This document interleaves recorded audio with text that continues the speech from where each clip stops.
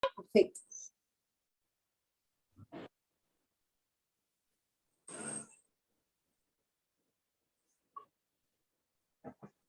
Buen día para todos, para todas, para todes. Estamos en este espacio en el que vamos a continuar con las celebraciones por el Día Internacional de la Mujer, pues tocar un tema muy, muy importante, que es la igualdad de género hoy para un mañana sostenible, pensando en la crisis climática que estamos viviendo en todo el mundo, pensando en la inclusión y en la participación de las mujeres, las niñas y las diversidades ciegas y con baja visión de Latinoamérica, y en cómo podemos realmente tener una gestión inclusiva de riesgos de desastres. Vamos a tener el día de hoy una conversación importante, un diálogo en que vamos a escuchar a nuestra expositora, pero sobre todo vamos a abrirnos a preguntas, a interrogantes, a comentarios, para que realmente nos involucremos en este tema tan importante que está afectando a todo nuestro planeta y de manera muy especial, de una manera desproporcionada, diríamos, a la región latinoamericana, ¿no? En todo el mundo se está trabajando por realizar realmente una gestión de riesgos, de desastres, en que las poblaciones en condición de vulnerabilidad no queden fuera, en que estas poblaciones realmente sean incluidas y sean reconocidas en todas las etapas de la gestión del riesgo. El día de hoy tenemos acompañándonos en representación de la Junta Directiva de la Unión Latinoamericana de Ciegos a nuestro secretario general, ¿no? a Dean Lermel. Dean Lermel, te damos la palabra para que nos acompañes inaugurando este importante conversatorio. Elizabeth, muchísimas gracias a ti, a todo el equipo que ha hecho posible este evento. A nombre de nuestro presidente Matías Ferreira, de nuestra Junta Directiva y del Ejecutivo de la Unión Latinoamericana de Ciegos, agradecerle a todas las personas que nos van a acompañar en la conversación. Gracias por su conocimiento, por su solidaridad y por sumarse a nosotros para seguir construyendo y seguir creciendo. A través de los años, a través ya de las décadas, a la Unión Latinoamericana de Ciegos, para la Unión Latinoamericana de Ciegos, ha sido muy importante construir y crecer en equipo. Tenemos un aliado que siempre está junto a nosotros, la Organización Nacional de Ciegos Españoles, la Fundación 11 para la Solidaridad con las Personas Ciegas de América Latina, y hemos ido ganando amigos, aliados, y hemos crecido con distintos equipos. Y por supuesto que cada día, así como crecemos junto a otras organizaciones, junto a otras instituciones, por supuesto que también queremos llegar cada día a más personas ciegas y con baja visión de las Américas. Es fundamental y esencial recordar siempre que los derechos humanos, las libertades fundamentales, se viven, se gozan en la ciudad, en el municipio, en el campo, en la selva, a orilla de los ríos y las montañas. Ahí donde se viven y se gozan los derechos humanos, ahí también se sufre la catástrofe. Por supuesto que nosotros como especie somos responsables en una alta medida de lo que pasa hoy con estas catástrofes. Y por supuesto que muchas veces nosotros hablamos con toda la razón de los millones de seres humanos que tienen discapacidad. Y esa cifra de millones de seres humanos con discapacidad preocupa y llama la atención. Y tiene que ser así. Pero por supuesto, cuando llegamos a lo local, a las pequeñas ciudades, a los corregimientos, el número de personas con discapacidad ya no es tan grande. Es una persona, son 5, son 10. Por eso, junto a la Unidad de Riesgos de Colombia, tuvimos una gran conversación a propósito de la gestión del riesgo. Y las personas ciegas y con baja visión de Colombia le proponíamos a la Unidad de Riesgos de Colombia y al sector de las personas con discapacidad plantear un gran desafío en torno al tema de la gestión del riesgo, que implica, uno, reconocer que toda vida humana es valiosa. Toda vida humana es valiosa. Si se quiere, es sagrada, pero es importante. Y toda vida humana debe ser salvada. Así sea 1 o 5 o 10 las personas con discapacidad, deben tener todas las garantías para salvar su vida. Es un discurso construido desde la ética, desde el otro, la importancia del otro. Saber que yo no puedo estar en paz si el otro está en riesgo. Y un segundo componente, la corresponsabilidad. Las personas con discapacidad también somos responsables. También la vida del otro depende de nosotros. De ahí la importancia de conocer la gestión del riesgo, de participar de todos los procesos de formación, de educación, de información y por supuesto de la atención. Entonces, en ese orden de ideas, desde la Unión Latinoamericana de Ciegos, queremos seguir ampliando fronteras, procurando que nuestro mensaje llegue a más personas. Y por supuesto, que las niñas y las mujeres, todas las niñas ciegas y con baja visión, también merecen una oportunidad. Su vida también debe ser salvada. Y por supuesto que su trabajo, sus grandes, enormes esfuerzos tienen que ser reunidos. Juntos podremos salir adelante. Elizabeth, muchísimas gracias a ti, a ONU Mujeres, a la Fundación 11 y a todas las personas que nos van a acompañar en el panel con su sabiduría, con sus conocimientos, con su experiencia, y a todas las personas que se reúnen a escucharnos. Gracias por su tiempo. Elizabeth, gracias. Muchas gracias, Dean. Gracias por tus palabras, por recordarnos lo importante que son los derechos humanos en todos los espacios, en todos nuestros medios de vida, y lo importante que es reconocer a las personas, reconocer esa inclusión y esa participación de las personas. Y justamente el día de hoy queremos hablar de la participación de las mujeres y niñas, quienes en los procesos de recuperación muchas veces son ellas las que se empoderan y ven, ¿no?, la manera de encontrar acciones para ayudar a sus familias, para ayudar a su comunidad, ¿no? Y cómo las mujeres y niñas con discapacidad visual, ciegas y con baja visión, no deben ser excluidas.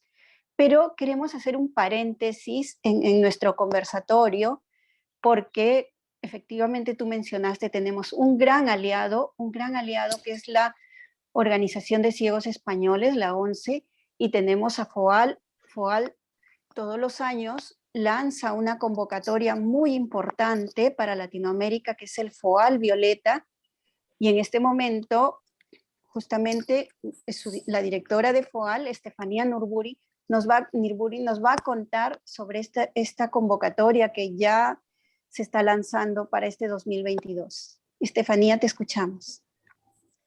Pues muchísimas gracias, Elizabeth. Muy buenas tardes a todas y a todos, y un saludo muy especial a todas las personas que nos siguen en esta actividad del día de hoy, en este conversatorio, donde una vez más la Unión Latinoamericana de Ciegos y todos sus aliados pues quieren situar a la mujer con discapacidad visual pues no solo en el centro del debate, sino también con todas sus reivindicaciones y con todas sus necesidades, ¿no? Quieren colocarla, como digo, pues en la agenda política y en la agenda social.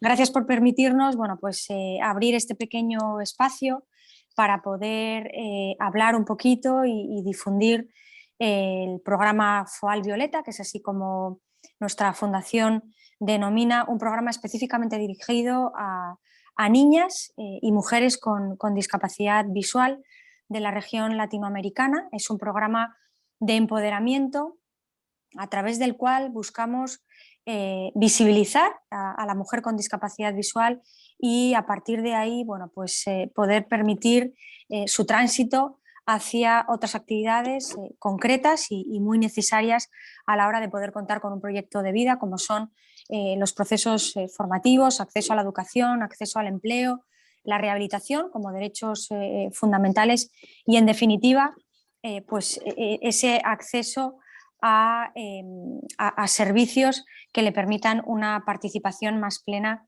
en los distintos ámbitos de la vida. Este programa FOAL Violeta ya tiene aperturada la convocatoria correspondiente a este año 2022 desde el pasado 8 de marzo y hasta el próximo 8 de abril, fecha en la que se finalizará el plazo para poder presentar proyectos, pues, encaminados a conseguir ese objetivo general de empoderamiento de niñas y mujeres con discapacidad visual.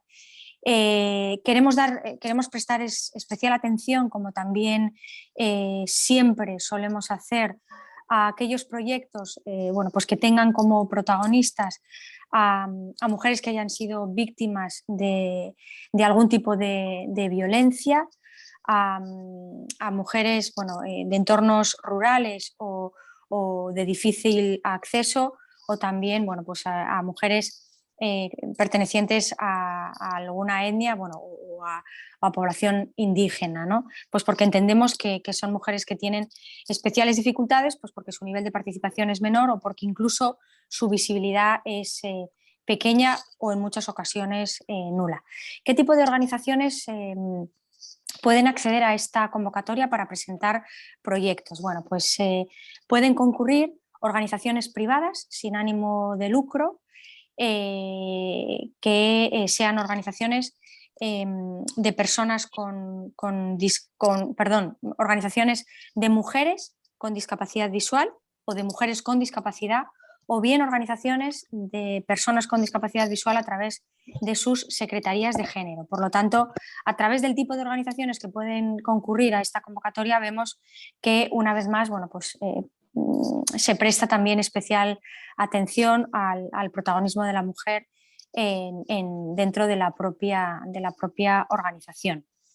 Los proyectos pueden tener una solicitud de financiación entre 5.000 y 20.000 euros, es decir, del coste total del proyecto, la cantidad mínima y máxima que cofinanciará FOAL irá entre esos 5.000 y 20.000 euros.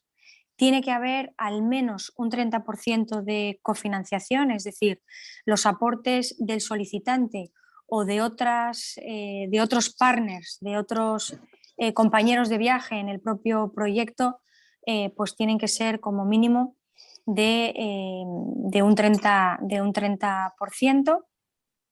Y las asistencias técnicas que se puedan solicitar con cargo a la financiación que aportaría FOAL no pueden exceder de un 40%. ¿Qué tipo de actividades son financiables en esta convocatoria? Bueno, pues todas aquellas actividades vinculadas a esos objetivos más específicos que comentaba al inicio, objetivos, bueno, pues, que pueda tener el propio proyecto, dirigidos a la identificación de mujeres con discapacidad visual, a la participación en actividades formativas o incluso en procesos educativos o de rehabilitación, o actividades que persigan el acceso al empleo o la mejora en el proceso de inclusión laboral, y, por supuesto, actividades de sensibilización y concientización en favor de las mujeres con discapacidad visual. Todos los documentos vinculados a esta convocatoria, es decir, el formulario, el documento técnico, la planilla de presupuesto, se pueden encontrar en nuestra página web www.foal.es en el apartado de convocatorias. Y por supuesto, todas las personas que conforman la oficina técnica de FOAL están también a disposición de cualquier duda que se pueda tener a la hora de elaborar el proyecto o en el transcurso del mismo, porque entendemos que si bien no son formularios complicados, bueno, pues se pueden presentar algunas dudas a lo largo del proceso de elaboración y no solo no hay ningún problema, sino que desde FOAL estaremos encantados pues, de atender a todas las consultas o dudas que puedan surgir. Para ello pueden dirigirse a la dirección de correo electrónico foaltec, FOALTEC, @11.es, para, bueno, pues como digo, poder dirigir cualquier consulta. Así que desde aquí no me queda más que animar a todas las organizaciones que así lo deseen, pues el poder presentar algún proyecto a esta convocatoria y bueno, pues que en definitiva el objetivo que persigue pues es poder colocar a las mujeres con discapacidad visual en el centro de nuestras actuaciones y poder minorar así la brecha que lamentablemente todavía sigue existiendo pues para la plena participación de las mismas. Muchísimas gracias y enhorabuena por la iniciativa de hoy. Muchas gracias, Estefanía, y igual a todas las organizaciones interesarse, revisar esta convocatoria, porque creo que es muy importante, es una oportunidad para que sigamos trabajando, ¿no? por la inclusión, por la igualdad entre los géneros. Bueno, sin más, quiero presentar a nuestra expositora el día de hoy. Está con nosotros Sara Diestro. Ella es consultora internacional en gestión de riesgos, ¿no? En gestión inclusiva de riesgos de desastres y ayuda humanitaria inclusiva, ¿no? Entonces, Sara nos va a compartir el día de hoy un tema muy importante de la gestión de riesgos, como son las 4 dimensiones de la gestión de riesgos inclusiva, ¿no? Ella nos va a hablar en este momento. Sara, vamos a compartir con quienes están acompañándonos en la sala y con quienes nos van a ver luego en diferido, pues lo importante que es el reconocer a las personas, en este caso a las mujeres, a las niñas, a las diversidades ciegas y con baja visión en estas 4 dimensiones. Sarita, muchas gracias. Muchas gracias, Elizabeth. Muchas gracias a todos, todas y todes. Feliz de estar con ustedes. Para mí es una experiencia, siempre es una experiencia muy significativa y con una dimensión muy humana poder compartir con ustedes. Y agradezco este espacio para reconocer el proceso de CODIP en la construcción de una gestión inclusiva de riesgo en el Perú, pero además en la construcción o el reforzamiento de la inclusión de yo, Sara, como persona y profesional. Así que agradezco la oportunidad, agradezco a CODIP, agradezco a cada una de ustedes de esta posibilidad de soy ahora lo que soy, porque efectivamente desde 2019 comparto vida, experiencias y conocimientos con las, como digo, con las chicas de CODIP, ¿no? Las chicas de CODIP. Y ahora es una gran oportunidad de estar con la Unión Latinoamericana y poder contribuir en esta tarde, ¿no? Como bien decía Bian, ¿me están escuchando bien? Siempre por favor, me van dando, ¿ok? ¿Me escuchan bien? Sí, Sarita, perfectamente. Ok. Como empezó diciendo Bian, definitivamente en el marco de derechos humanos tenemos que asegurar la sobrevivencia, la vida, los derechos de todas las personas ante un contexto regular o a un contexto de desastres. Lo que tenemos que tener en cuenta es que nuestro país, nuestra región y el mundo en general está expuesto ahora cada vez a más eventos naturales con consecuencia de desastres. Lo primero que tengo que plantear es los desastres no son naturales. Son eventos naturales que tienen consecuencia de desastres, por lo que ustedes ya han señalado antes. La construcción social, la forma como nos hemos construido como ciudad, como país, como región, como localidad, es caótica y nos ha expuesto y ha expuesto a las personas a perder la vida, perder nuestro patrimonio, perder nuestras viviendas ante la ocurrencia de un desastre, una emergencia, tanto por un evento natural como también por un evento de acción del hombre, como puede ser un incendio u otro, como además también como lo que hemos vivido por el tema de emergencia sanitaria.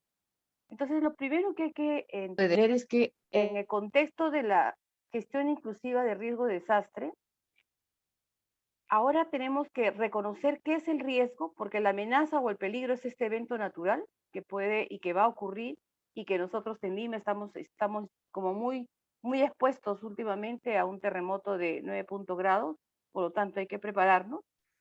Pero en la gestión inclusiva de riesgo, ¿qué implica? Primero, lo que está planteando es, tenemos que ver el riesgo como algo que se construye socialmente.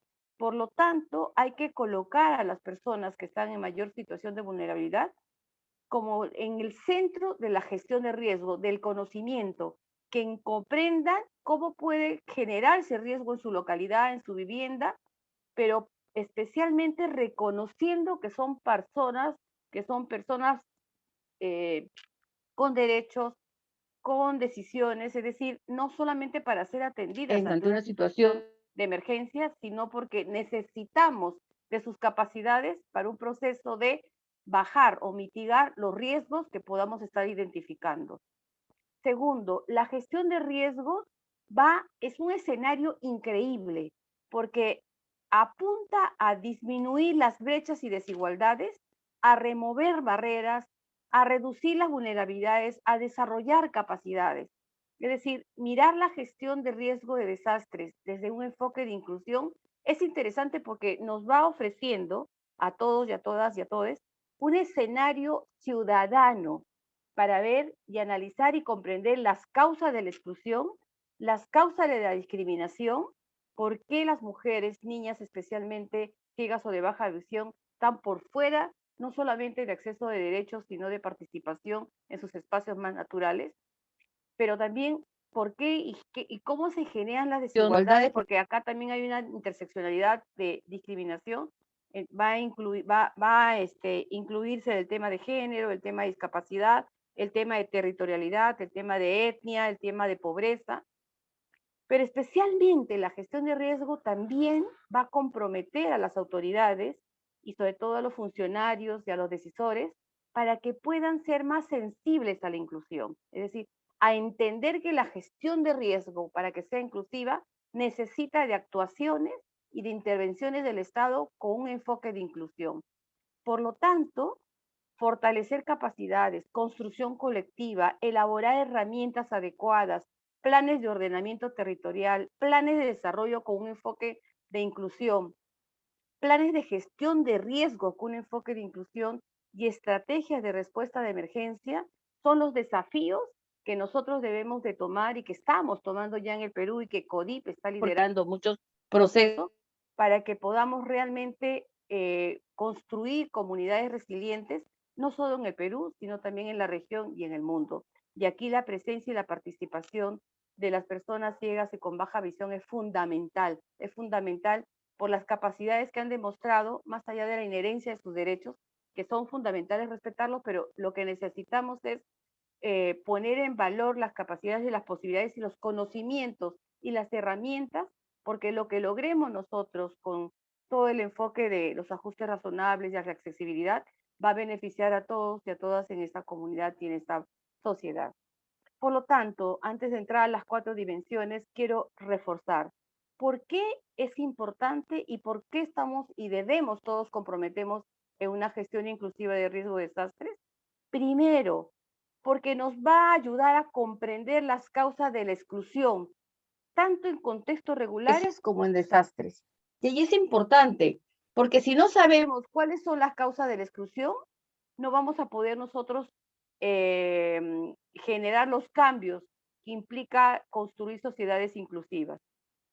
Segundo, porque nos va a ayudar a identificar mejor quiénes son los grupos excluidos y por lo tanto hay que involucrarlos a partir del reconocimiento de sus capacidades diversas en la reducción de sus riesgos desde la diversidad, porque es muy distinto, como decían ahora en este planteo de este concurso, hablar de niñas, mujeres ciegas o de baja visión en la sierra de nuestro país, que en la zona amazónica o que en la zona costeña. Los riesgos son distintos por territorio, como además también pueden ser distintos en una localidad según la situación de pobreza o de empleo u otros, ¿no? Y un tercer elemento de la importancia de una gestión inclusiva es porque nos va a crear lo que estamos buscando todos, el entorno político, el contexto político propicio para reconocer las causas de la exclusión, desde ahí removerlas, generar inclusión y especialmente promover estrategias inclusivas, políticas públicas, pero especialmente asignación de recursos. Entonces es lo que se hablaba, generar agenda política, no solamente la agenda social, sino generar agenda política. Entonces, por todo ello, este es un escenario muy importante para trabajar todos los elementos y todas las demandas que están todavía en pendientes y que tienen que ser visibilizadas y tienen que ser demandadas, y la gestión de riesgo implica que es una cuestión de vida o muerte. La gestión inclusiva, por lo tanto, reconoce la discriminación, reconoce la exclusión, reconoce de que hay muchas personas que por edad, por discapacidad o por género están por fuera de los procesos, y por lo tanto, las estadísticas internacionales y seguro nacionales en los países ha dicho de que cuando hay una situación de desastre o una situación de emergencia, las personas más afectadas son aquellas que han tenido o que están expuestas a una situación de mayor vulnerabilidad. Por lo tanto, desde 2014 se señala, es necesario trabajar una gestión sostenible del riesgo de desastres para crear resiliencia comunitaria, pero reconozcamos que entonces si ha habido más afectación en personas con discapacidad en Japón, si ha habido más afectación en personas adultas mayores en Estados Unidos, si ha habido más afectación de mujeres en Tailandia, es porque justamente su condición las expone más a una situación de desastre. Teniendo en cuenta estos considerandos, se dice, entonces, necesitamos trabajar una gestión de riesgo que visibilice, ojo, y aquí está lo importante, visibilice las vulnerabilidades a las que está expuesta, en este caso, personas con discapacidad visual, personas ciegas o de baja visión, especialmente niñas y mujeres, y veremos por qué cruza también este tema de la exposición y las desigualdades de género, pero especialmente visibiliza y nos enseña a todos que tenemos que empezar a aprender a mirar desde las capacidades de esta diversidad, porque no solamente hablamos de las personas con discapacidad, sino también dentro de la discapacidad hay diversidad. Entonces, lo primero es visibiliza vulnerabilidad y capacidad diversa. Segundo, porque exige aplicar los enfoques de género, de discapacidad, interculturalidad y otros. Tercero, perdón, refuerza la resiliencia a partir de remover las barreras que nos está impidiendo el acceso a nuestros derechos y servicios, pero también los mecanismos de exclusión, ¿verdad? Entonces, una gestión de riesgo es un esfuerzo concreto que tenemos que hacer todos, todas, todes, incluyendo nuestras organizaciones y las autoridades del Estado, todas las representaciones en nuestro país, para reducir las vulnerabilidades de los más excluidos y aumentar sus capacidades para reducir los riesgos. Entonces, la gestión de riesgo no tiene solo una actuación reactiva cuando hay un desastre, sino es sobre todo preventiva y de preparación. Y en este componente o en este aspecto de preparación y prevención, la participación de las personas ciegas y de baja visión es fundamental, porque tiene una sabiduría y una capacidad y una experiencia y un histórico de sobrevivencia ante situaciones de desastres que van a aportar en la construcción de nuevas políticas, como está pasando en Perú, de los nuevos planes de gestión de riesgo con más inclusión, como también de los instrumentos que debía de tomarse en cuenta para el reconocimiento de las vulnerabilidades, como también cómo aumentar o cómo trabajar las capacidades a partir de lo que tienen. Pero especialmente la gestión de riesgo inclusiva es el reconocimiento del derecho, de los derechos fundamentales que tienen todas las personas. Entonces, porque todavía hay sesgos en nuestras sociedades, hay discriminación, hay barreras, hay manera de pensar de que son todavía objeto de ayuda y no sujeto de derechos, y esa es la transformación y el gran cambio y el gran golpe que estamos trabajando con las colegas y compañeras de CODIC para que efectivamente se reconozca esta dimensión y esta perspectiva ciudadana desde este escenario que nos ofrece la gestión inclusiva de riesgo de desastre, teniendo aquí como gran aliado a Humanity Inclusion, que es una de las organizaciones que está promoviendo no solo en nuestro país, sino en la región y en otras regiones la gestión inclusiva de riesgo de desastre.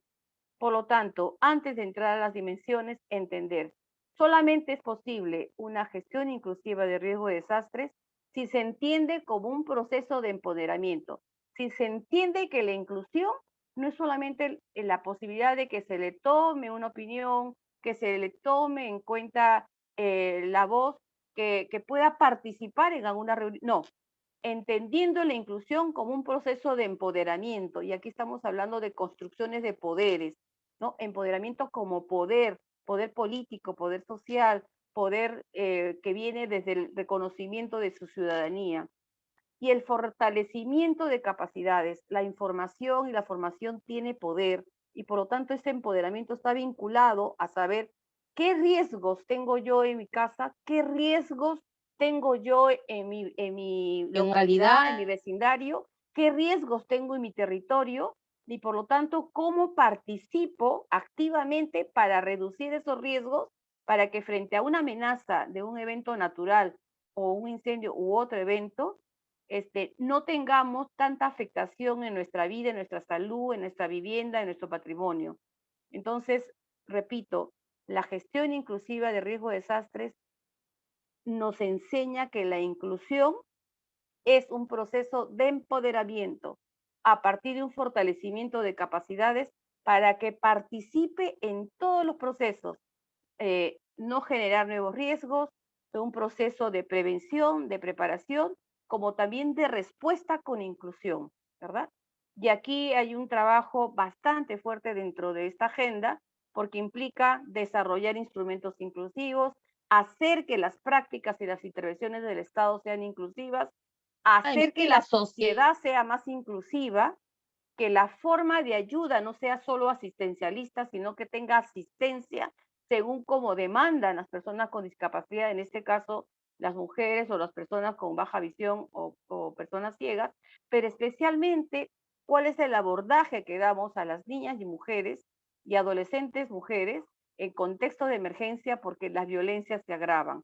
Y por lo tanto, si nosotros identificamos que la violencia es un elemento presente en la vida de las niñas y adolescentes mujeres, especialmente aquella que viene de índole sexual, hay que tener mucho cuidado para que en contextos de emergencias estas tengan que ser eliminadas o mitigadas o prevenidas totalmente, porque nosotros hemos reconocido desde antes que se dan de este tipo, se dan en esta forma, se dan a partir de estas niñas o adolescentes en esos territorios. Finalmente, lo que se decía, entonces la gestión de riesgo de desastre inclusiva tiene para toda esta propuesta como un camino de doble vía. Por un lado dice, vamos a empoderar, se dice, es decir, si vamos a ser inclusivos hay que empoderar, construir poder, ciudadanía fortalecida en las personas, especialmente ahora que estamos hablando de personas ciegas y de baja visión, especialmente las mujeres, adolescentes, mujeres y niñas. Pero además también trabaja en el otro brazo cómo construimos sociedades, autoridades y actores de gestión de riesgo más inclusivos, porque no puede hacer que por un lado haya más empoderamiento y poder político y social, pero de otro lado seguimos con sociedades que están de espaldas a la inclusión. Entonces trabaja estos dos elementos, empoderamiento, fortalecimiento de capacidades, y de otro lado, no solo la sensibilidad, sino acciones inclusivas de parte del Estado y del gobierno. Y para esto plantea 4 dimensiones, que es la que estaba refiriendo Elizabeth a la presentación. Entonces, la gestión inclusiva de riesgo de desastre para su implementación, para su construcción, requiere de 4 dimensiones. Primera dimensión, participación activa, que luego lo vamos a explicar. Segunda dimensión, enfoques adaptados. Tercera dimensión, reconocimiento de la diversidad. Y cuarta dimensión, remoción de barreras. No sé si hoy me va a permitir hablar de las 4 dimensiones, pero sé que el énfasis fundamental es poder trabajar la dimensión de la participación. porque definitivamente para lograr sociedades y actores más inclusivos, que elimine brechas y barreras que excluyen, y para generar empoderamiento de las personas y organizaciones que incrementarán sus capacidades, solamente es posible si se asegura la participación de estas personas, en este caso de las personas ciegas y de bajo visión, en todos los procesos de GRD, desde el reconocimiento de los riesgos, evitar que se construyan nuevos riesgos, prevenir, preparar, como también responder, y lo que es importante, rehabilitar y reconstruir, porque esas son las nociones o los procesos que tiene la gestión de riesgo. Desde la identificación de que no aparezcan nuevos riesgos hasta la reconstrucción cuando ya pasó el desastre y hay que construir nuevas ciudades. Y en este caso, allí también es importante este enfoque de inclusión, porque no podemos seguir construyendo sociedades con tantas barreras. Y no hablamos de barreras solo arquitectónicas, sino todas las barreras que impiden el ejercicio y el acceso de derechos, ¿no? Entonces, cuando hablamos, hasta aquí, antes de seguir, ahora que voy a entrar a participación, ¿alguna pregunta quieren ustedes que refuerce alguna idea? Lo que he venido hasta ahora explicar, porque yo me apasiono y hablo rápido. Entonces, por favor, hasta donde estoy, ¿se me está entendiendo? ¿Está claro?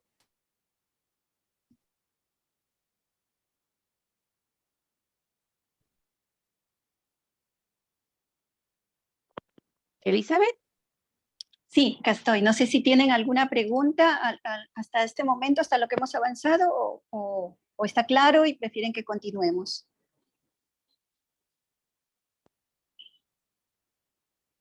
Creo que continuamos, Sarita. Ok, gracias.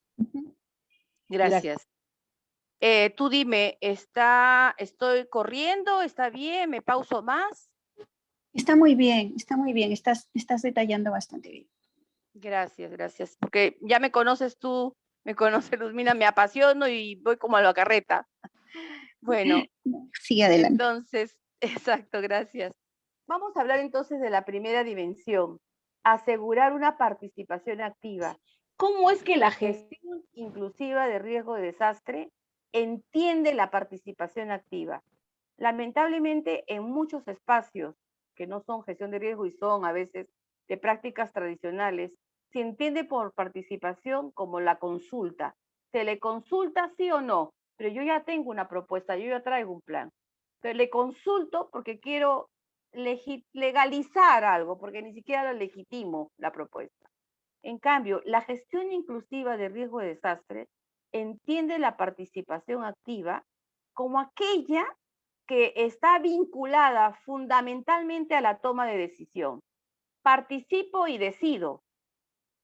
Y para ello, por eso es importante que se le dote de la información, se promueva, se fortalezca capacidades para que sea una decisión informada, ¿verdad?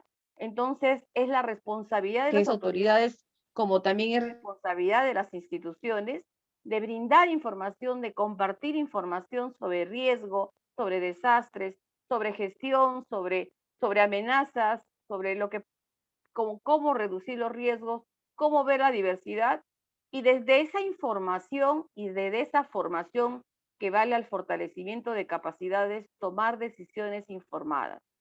Y aquí ha habido un ejercicio fundamental donde se han tomado las decisiones, y es más, en Perú hay un espacio de concertación donde se toman decisiones de manera colectiva, ¿no? Y de manera concertada con actores oficiales o públicos de gestión de riesgo, ¿no? La otra característica que tiene esta participación activa es que tiene que ser una participación con voz e influencia. Es decir, que mi voz sea escuchada y que influya. Porque no solamente a veces ya habla tal persona. Bueno, como bien decían, yo estoy en una reunión, pero las personas se colocan el micro por otro lado, no existen los mecanismos para que efectivamente me den a mí no una facilidad, sino las oportunidades para yo poder escucharlo bien, pero además para que ustedes me escuchen y que mi voz, con esa información que yo tengo, tenga influencia. No solamente digan, ok, está bien, no, que tenga influencia, porque realmente estoy hablando de una experiencia de vida y desde un conocimiento analizado. Y también la gestión inclusiva, como tercera característica, entiende la participación activa como rendición de cuentas. Tenemos y nosotros la obligación, y si fuera parte del Estado, de dar rendición de cuentas para saber qué estoy haciendo, cómo lo estoy haciendo, y en este proceso cómo estoy involucrándolos a las personas con discapacidad, a las personas, en este caso ciegas o de baja visión, en todos los procesos. Y cuánto de presupuesto estoy implementando para que efectivamente las estrategias o las herramientas o las intervenciones sean accesibles, tengan los ajustes razonables que es solamente para una persona, pero por lo menos sean accesibles, ¿verdad? Sean accesibles para que todos podamos tener participación ciudadana. Entonces, aquí la gran pregunta siempre sale es, ¿todas las personas podemos y tenemos el derecho de participación en la toma de decisiones? ¿Somos actores activos? ¿Tenemos voz? En otros escenarios, ustedes que están y ahora están en este espacio de la Unión Latinoamericana de Ciegos, han tenido experiencias positivas, buenas prácticas en toma de decisiones, en ser activos, militantes activos en cambios y transformaciones.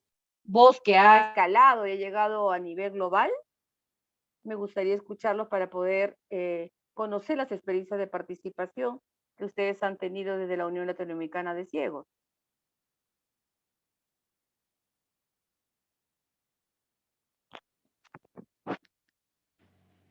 Hola, Sarita. Sí, Elizabeth. Sí, efectivamente, la Unión Latinoamericana de Ciegos tiene experiencia participando porque es una entidad, un ente consultivo, tanto en la OEA como en Naciones Unidas. Igualmente con OMPI se ha participado, ¿no? en el proceso de desarrollo, de implementación, o sea, en todas las etapas que ha tenido, por ejemplo, el Tratado de Marrakech, que alguna vez hemos comentado en mesas de trabajo aquí en Perú, y sobre todo incidimos en algo que tú mencionaste, ¿no? Por ejemplo, en el caso de las personas ciegas y con baja visión, cuán importantes es la información en formatos accesibles, en todas las etapas, ¿no? Gracias. Entonces, esto mismo, Elizabeth, y a todos los que están escuchándonos en este espacio, esta misma experiencia, trasladarla a este nuevo escenario que se nos presenta, que es la gestión inclusiva de riesgo de desastre. Nos decía Dean al principio que había conversado con la Unidad de Defensa Civil o de Gestión de Riesgo en Colombia, hablando sobre los mecanismos que tiene que haber para resguardar la vida y la integridad de las personas ciegas y de baja visión en un contexto de desastres o de emergencias, ya sea por eventos naturales o por situaciones de guerra u otros. Pero aquí lo que estamos hablando es no solamente asegurar y garantizar la vida en contexto de emergencia, sino prevenir y preparar para que no esté expuesta su vida antes de que ocurra una emergencia o un desastre. Entonces, la gestión inclusiva lo que hace es nos prepara, lo que hace es nos previene y nos prepara ante ocurrencias posibles. Y un instrumento fundamental y básico para la participación activa, por ejemplo, es el plan familiar inclusivo. Todos conocemos o tenemos una noción o hemos escuchado de plan familiar de emergencia, pero nosotros hablamos de plan familiar inclusivo de emergencia.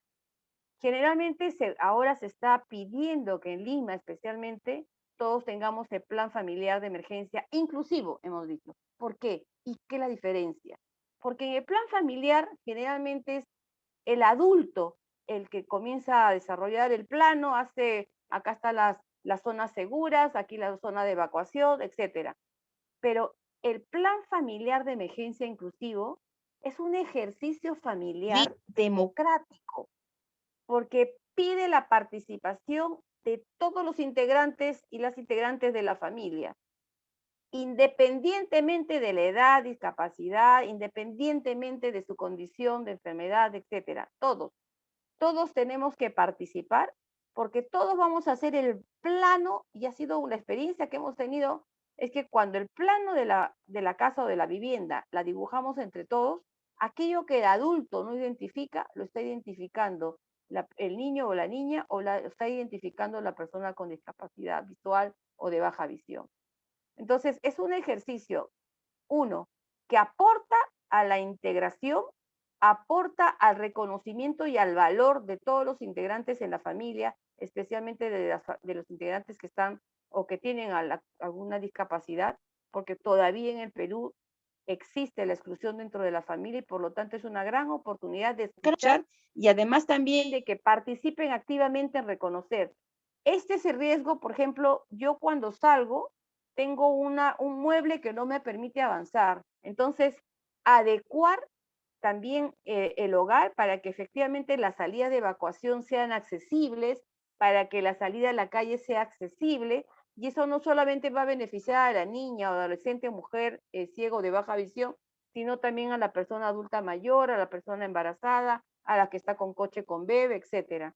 Entonces, el plan familiar es un instrumento fundamental para que nosotros podamos visibilizar esta participación activa de todos los integrantes para reconocer, ojo, reconocer los riesgos, ¿qué serían los riesgos? Aquellos daños o amenazas probables que pueden poner en peligro mi vida, el hecho que, por ejemplo, esté un sillón debajo de la ventana y que yo esté sentada viendo televisión, ocurre el terremoto y se rompa los vidrios y me caiga. Entonces, eso lo puedo identificar. Como también, ¿cuáles son las rutas de evacuación? ¿No? ¿Por dónde debo salir? Y aquí, por ejemplo, hemos tenido experiencias muy concretas porque las personas ciegas y de baja visión decían, hay que hacer el simulacro en mi casa en la noche, porque si fuera en la noche y hay un terremoto, se corta la luz eléctrica y la persona ciega y de baja visión puede dirigir a toda la familia hacia la zona de evacuación y a ponernos a salvo fuera de la vivienda después de que pasó el movimiento telúrico, porque durante el movimiento telúrico, sismo, terremoto, no se puede evacuar. Para eso están ya señalizadas las zonas de riesgo para que nosotros podamos mantenernos ahí antes que salga. Pero el otro aporte es que las señaléticas, que eran tan tradicionales, a 2 metros de altura, donde nadie le ve, con puras letras, también se han hecho accesibles, ¿no? Se han hecho accesibles porque se han puesto, como decían, con doble visión, en algunas, con todo el aporte que ha podido dar la niña, la adolescente con discapacidad, la mujer, para ver a qué altura, con qué colores, con qué textura, ¿verdad? Para reconocer dónde están las zonas de riesgo, como además también cómo elaboro mi mochila de emergencia. La mochila de emergencia tiene que, uno, identificar las necesidades de todos los integrantes de la familia, mujeres, hombres, niños, niñas, etcétera. Mis medicamentos, todo lo que yo necesito, y además también el hecho de que puedan estar organizados no tiene que ser una mochila, es una bolsa, máximo de 8 kilos para que cada uno pueda llevarlo. Pero ¿sabes cuál es lo fundamental del plan familiar? Que apunta a algo que realmente nosotros vivimos en nuestras sociedades, que es esta forma heteronormativa en la cual estamos organizados, donde la mujer tiene un rol tradicional de cuidadora. El plan familiar de riesgo permite redistribuir los roles, ya no solamente en la niña, en la mujer, la adulta, recae la responsabilidad de evacuar y de sacar a toda la familia, sino que al elaborar el plan familiar vamos a ver y vamos a redistribuir los roles. ¿Y cómo se redistribuye? Según la capacidad, según la fuerza y según lo que puedo hacer, pero no según lo que, es decir, según la edad que tengo y según la fuerza que yo tengo. No hay otra condición que me excluya. Entonces es una manera diferente y de replantear también los roles dentro de la familia, estos roles de género que ha perpetuado unas relaciones de poder y subordinación a las mujeres, especialmente a las niñas y adolescentes, mujeres ciegas y de baja visión, ¿no? Yo quiero parar ahí porque realmente las 3 otras dimensiones son bastante amplias de trabajar. Sé que también tienen ustedes otras personas invitadas.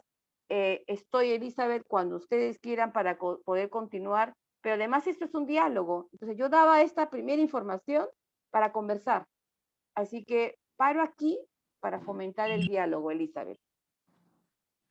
Sarita, muchas gracias. Sí, efectivamente creo que con tocar el tema de la participación y yo diría también, ¿no? de la remoción de barreras es fundamental, pero para justamente lograr esa remoción de barreras, tenemos que tener una participación efectiva, tenemos que realmente estar en los espacios de toma de decisiones, tanto en el hogar, en nuestra comunidad, en nuestro gobierno local, ¿no?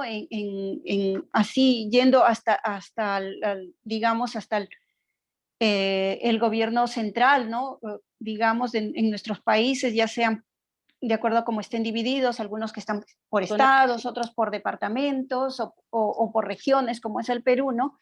Pero cómo en los diferentes niveles nosotras también participamos, nosotros también tenemos, se nos escucha, ¿no? Porque tú recordarás que hablábamos justamente de este tema de la diversidad, ¿no? Entre las personas con discapacidad y cómo muchas veces las personas con discapacidad sensorial, o sea, las personas ciegas con baja visión, sordociegas o las personas sordas, no éramos vistas en la elaboración en la comunicación, ¿no? En la información, cómo sí, todavía no nos incluían, cómo todavía no veían nuestras necesidades y no veían los diferentes espacios, ¿no? Porque hablamos de entornos físicos y no pensamos que hoy en día también interactuamos en entornos digitales y cómo estos entornos digitales son accesibles para nosotras, ¿no? Como ya sea por el móvil, por la computadora, nosotras podemos acceder a la información de nuestros países y acceder a espacios de toma de decisiones. Eso es fundamental. Eso es algo que desde que empezamos nuestro ciclo de conversatorios en la Secretaría de Equidad y Género, es que estamos promoviendo, ¿no? La participación de las mujeres, las niñas y las diversidades, la participación efectiva en espacios de toma de decisiones, porque realmente muchas veces cuando se construyen estos planes que tú mencionabas, ya sean los planes familiares o los planes distritales, regionales o nacionales, cuando se construyen solo desde el escritorio, solo desde los expertos, no nos ven, no nos ven a las personas con discapacidad, no nos ven mucho menos a las mujeres con discapacidad, porque muchas veces también en algunos espacios, digamos, de sociedad civil, hay mayor participación de hombres que de mujeres.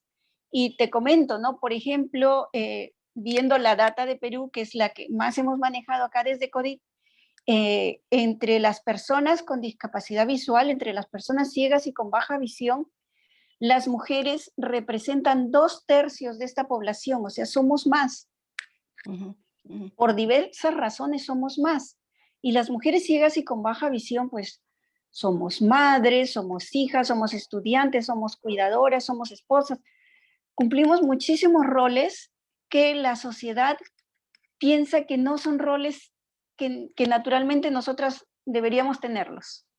Y no nos ven, y nos discriminan, y nos marginan, ¿no? Porque ahí, Sarita, vemos el hecho de cómo muchas veces en espacios, por ejemplo, con esta emergencia sanitaria que ha habido, ¿no? Muchas veces se han armado ollas comunes y a las mujeres ciegas o con baja visión, las mujeres organizadas también las rechazan, también las discriminan, porque piensan que no vamos a poder cumplir turnos, que no vamos a poder participar, cuando tú eres testigo que nosotras también en nuestras casas cocinamos, así, hacemos de todo como cualquier otra persona, porque sobre todo que la cocina hoy en día, por ejemplo, no es un rol de la mujer, es un rol de cualquier persona que quiera hacer lo que le guste, preparar su propia comida, ¿no? Y qué sé yo, y también por supervivencia, porque en nuestro país y me imagino que en otros países también, cuando los gobiernos empezaron a dar ayudas a la población, entregaban los alimentos para preparar. ¿Y qué pasaba si tú no sabías prepararlo?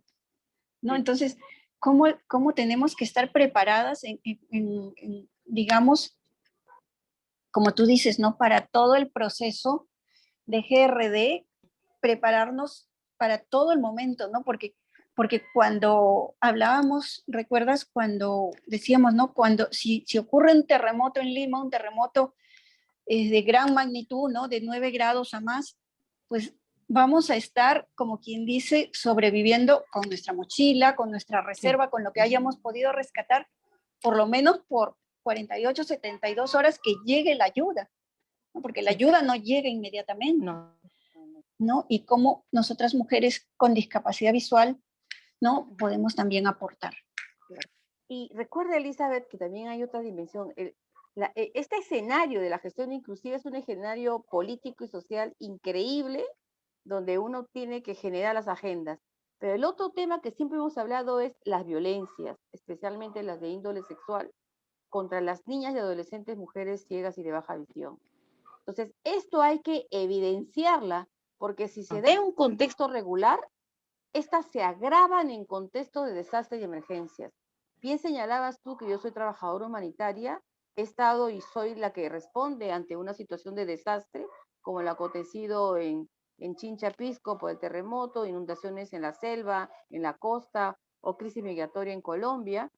Y realmente la exposición alta ante una situación de emergencia o desastre de las niñas y adolescentes mujeres ciegas y de baja visión es mucha más y por lo tanto las violencias se incrementan.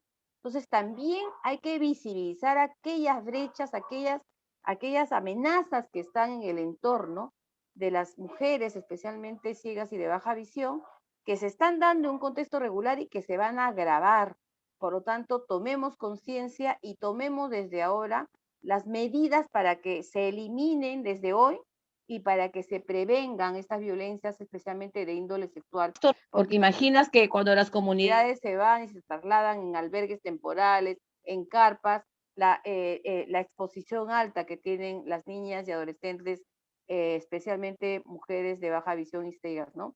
Y otras razones, como tú dices, no solamente no son tomadas en cuenta en contextos de emergencias, sino que además en la reconstrucción o rehabilitación tampoco se toma la opinión para poder construir o reconstruir ciudades más resilientes, más inclusivas, más accesibles, ¿no? Entonces, este es un espacio para un ejercicio ciudadano potente, Elizabeth, y colegas de la Unión Latinoamericana de Ciegos, realmente potente, porque además está vinculada a la vida o muerte, a los derechos fundamentales, no solo a la sobrevivencia personal de mi personal y de mi familia, sino también de mis bienes, de mi vivienda, de mi patrimonio, del patrimonio del país. Y por lo tanto hay que trabajar en la prevención, en la preparación, en la respuesta, en la rehabilitación, en la reconstrucción, y el poder fundamental desde las capacidades que tienen las mujeres ciegas y de baja visión, y en general las personas ciegas y de baja visión, tiene que ponerse en valor. Porque tú bien dices, todavía no miramos desde la capacidad, estamos mirando desde lo que no pueden, desde la no capacidad, como bien decías. Y la gestión inclusiva nos enseña y nos obliga a mirar vulnerabilidades diferenciales y capacidades diferenciadas. ¿Qué pueden hacer? ¿Qué han hecho? ¿Cómo han sobrevivido?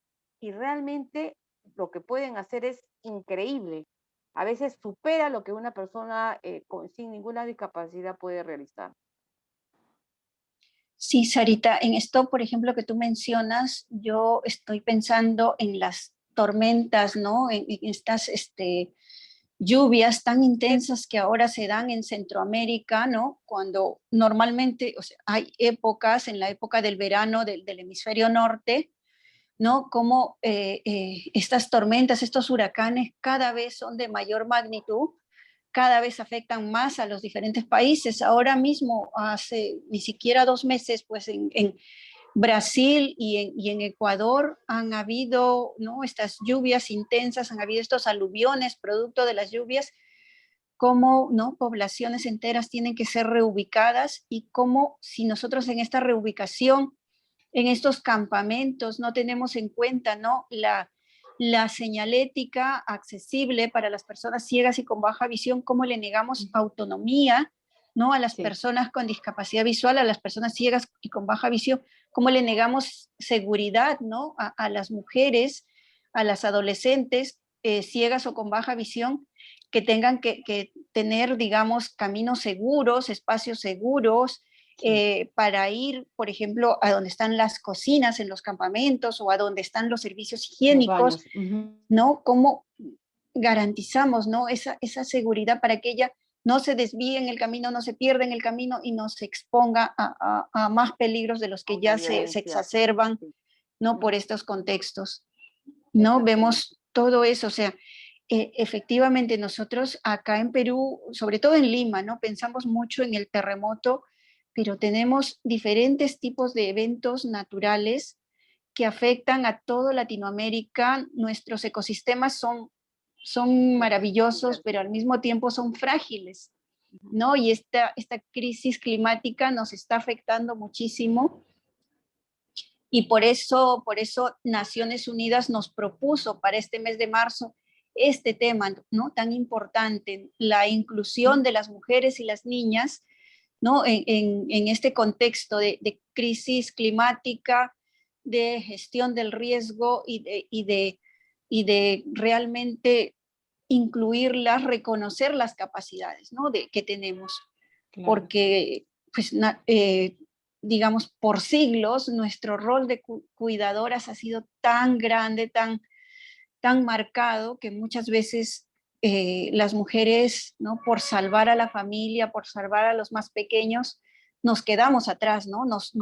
Y por eso es muchas veces, pues, que la muerte en mujeres es mucho más alta, ¿no? Porque ella, antes que salvarse, piensa en los demás, no piensa en todo el grupo familiar, en la comunidad, ¿no? Y aquí quería que menciones, Sarita, lo importante que es también estos mapas comunitarios que hablábamos nosotros en las mesas de trabajo, cómo estos mapas comunitarios nos permiten identificar a nuestra familia, pero también a nuestra comunidad, ¿no? Porque ahora, con esta vida que llevamos muy moderna, muy conectadas a la tecnología, hay veces no conocemos a nuestros vecinos, no sabemos sus necesidades, sus capacidades, no sabemos, ¿no? Cómo apoyarnos entre todos. Y al final creo que la Excelente. comunidad termina siendo nuestra familia extendida.